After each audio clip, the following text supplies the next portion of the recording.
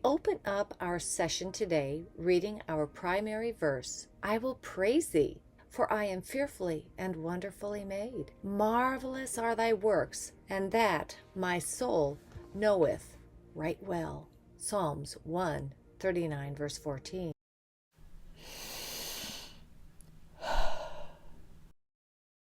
I am so glad you joined me today. In today's lineup of topics, we will explore 4 detox pathways, which play a key role for many bodily conditions. They are respiration, perspiration, bowel function, urination.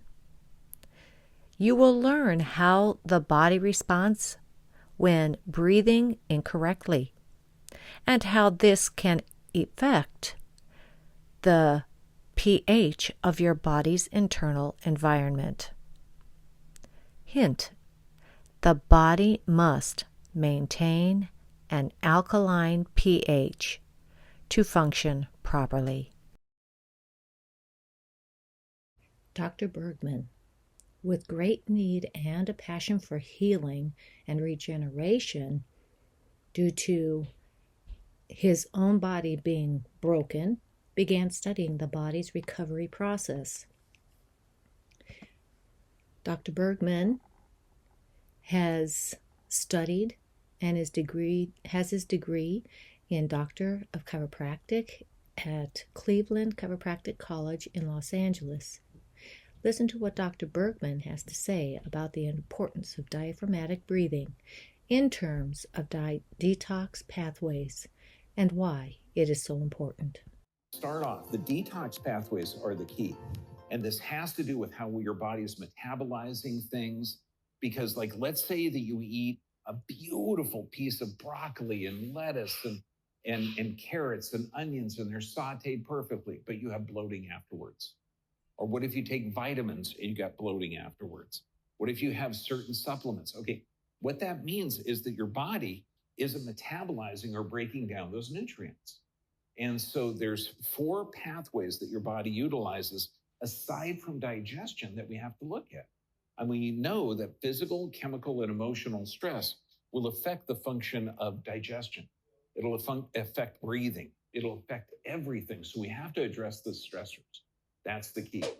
But then when you look at breathing, sweating, bowel movements, and urination, that shows how the body is functioning. Now, what happens? Now, knowing that breathing, just take breathing, the first one. Okay, the nerve that supplies the diaphragm comes out of the neck, but also the diaphragm is here. Now, when you're breathing, that tummy is going out and in when you're breathing correctly. You're moving all of the organs.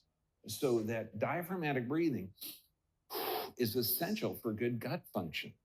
But what happens if you have a sedentary lifestyle where you're not going to be breathing correctly?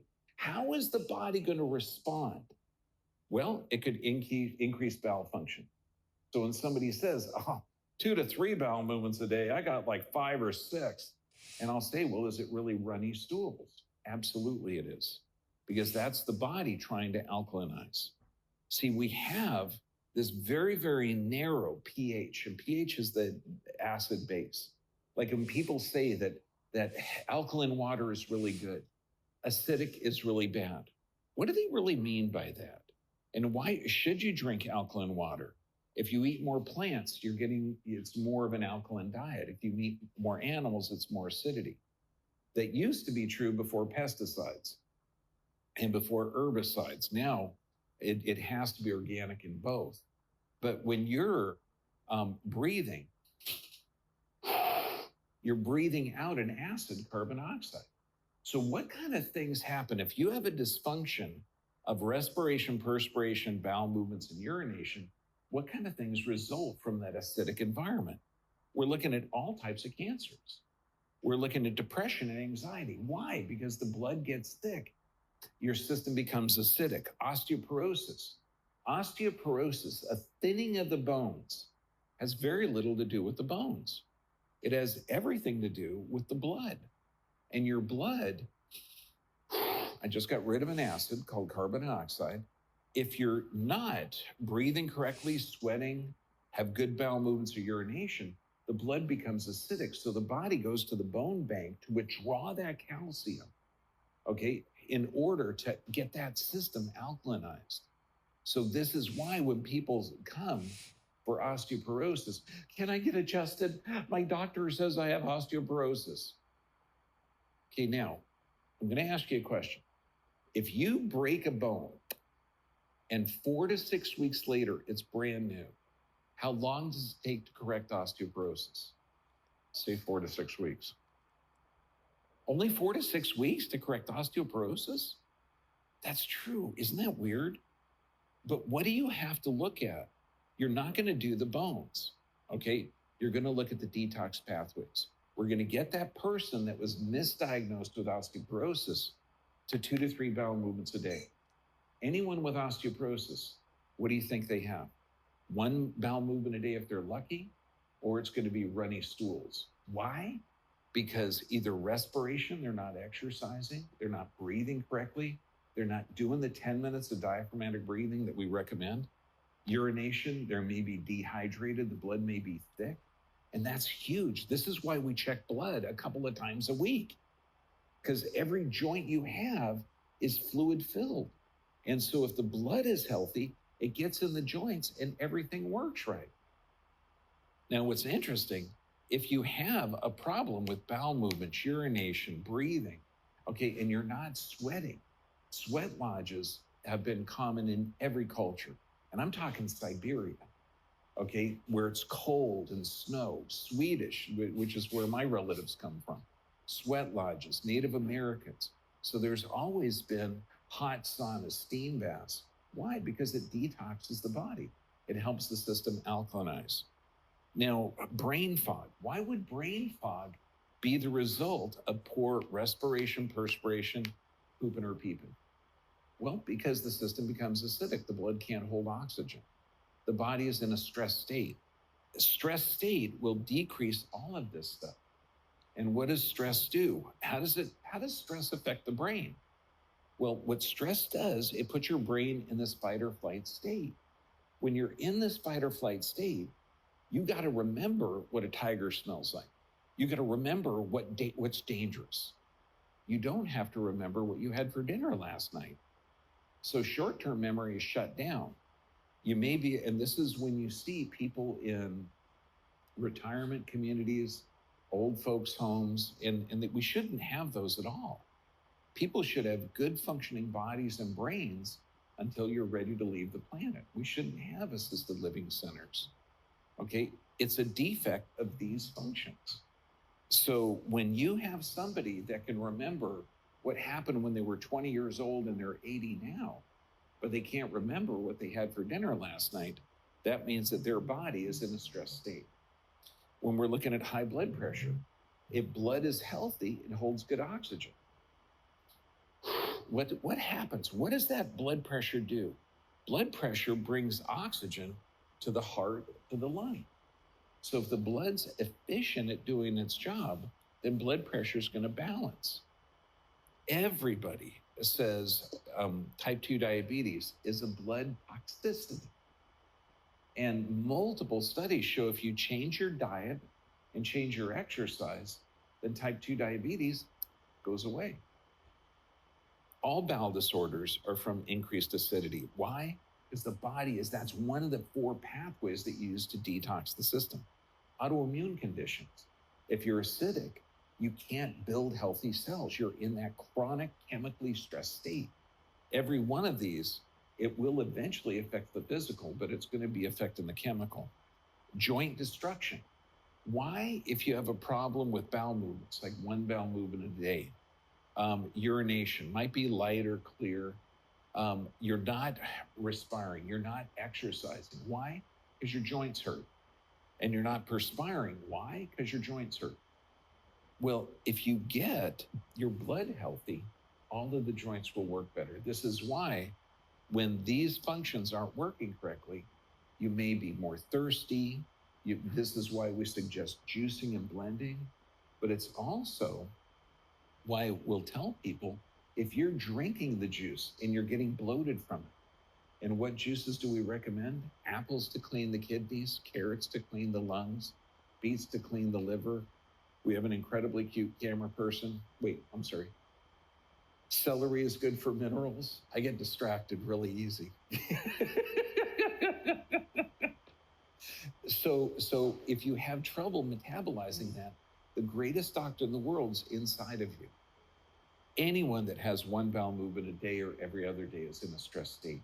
Anybody that has dark colored urine or the urine isn't flowing correctly or they have a urine problem, these are massive alarms to tell you that the physiology isn't correct. People, a lot of people, they won't be able to perspire when they're working out, which is odd. But that's also a sign of poor health. And breathing, when we teach diaphragmatic breathing, which is weird because your husband did it right. I've never had anyone that I pull out of the crowd to demonstrate diaphragmatic breathing that did it correctly. And I've been doing this for almost 30 years, except for your husband. I mean, he's not weird, he's cool. But when you're breathing like that, and I'll tell people just 10 breaths,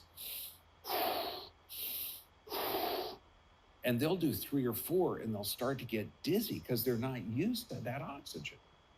But that's why the breathing is so important. Perspiring, bowel movements, urination. Does that make sense? Okay, now, any questions? We talk about poor sleep is a chemical stressor. And what happens a lot of times, particularly if you've been in a state of chronic stress, you're not good at sleeping. It's weird that sleep would be considered a skill. So when you're sleeping, this is when your body goes through that oxidative metabolic process where you're breaking down and building cells. And that occurs at nighttime. But if you can't metabolize or there is a chronic stressor, it means either the sleep pattern's incorrect, you're not breaking down the nutrients from some type of physical, chemical, or emotional stress. And if you're not breaking them down, then the blood can become thick. And since all the joints need movement and need fluid to get in there, that's where the stiffness comes from. And so what I'd first do, think of this, if we walk in this room and the lights are off, are you gonna hire a contractor to change the light bulbs, or are you gonna check the light switch? You're gonna check to see if the switch is on. So we have to look at the basic. So if you're waking up tired, it means you're probably not sleeping good. Okay, so then I would ask, the sleep restriction therapy, are you journaling before bed? Are you reading before bed? Is the environment you're sleeping in totally dark? Do you have the white noise on more than 3 foot away? And have you done the 21-day reset of the cycle of that circadian rhythms? So if you're doing all of those aspects and you're still sore in the morning, then it means you might not be metabolizing the nutrients. So the liver may not be breaking down everything. And the liver is also called the emotion organ, the stress organ. So if the blood's thick, it can't get to the joints. If the poor sleep patterns means that the muscles on either side of the spine are increased in tone. So anytime you move, it's going to be stiff. But then with hydration, juicing, and movement, all the joints are going to be corrected. Remember, we have 2 switches in our body. One switch protects you. The other part regenerates. Protection is the fight or flight. Regeneration is the rest and digest. And so when you're resting and digesting, you need that balance. And that mainly occurs at night. But it also occurs all day long. We need a balance of that. So if you're driving in the car, your kids are next to you, you're laughing, you're looking at them, somebody cuts you off and you got to slam on the brakes. So you go from relaxed, cute kids, holy moly, my family's in danger. So those spikes in sympathetic activity are totally normal. What's not normal is to have that level of stress super high. And that's what our society is now. People are looking at their cell phones, looking at the polar cap is melting. They're not telling you the 100 million acts of kindness that occurred that day. They're not telling you that there's beauty and love, and that people were pulled from the rubble by relatives. The balance of the information these people are receiving isn't real. It's distorted. Okay, so they're in a chronic state of stress. So good sleep or poor sleep. So when I'm talking to someone and they have a chronic illness or disease, you tell me, good sleep or poor sleep? Poor sleep. How many bowel movements a day? Either a whole bunch or very little. Okay. Are they getting a chance to exercise or deep breathe? No. So that's why, to regenerate the body and to gauge the physiology of how the body is functioning, this is the key. And then there's only 3 things that affect it. I don't think I've ever told you this: physical and emotional. I see, guys can't even say emotions. Well, what do you think? Are you in awe of the connections the diaphragm has involving other physical conditions? Could you identify where your pH level is, whether it is alkaline or acidic? We will cover more about pH levels later. I hope you have enjoyed this episode and have gained some welcomed knowledge that is useful in your health journey. I invite you to continue on with me as we go through this vital information. I am positive that you will gain so much more knowledge that will be helpful in your health journey. I would like to close with this verse in Deuteronomy 30, verse 19. I have set before you life and death, blessing and cursing. Therefore choose life, that both thou and thy seed may live. Until next time, I hope you choose to live your best life now. Choose life and blessing today, and live life to the fullest and for His glory.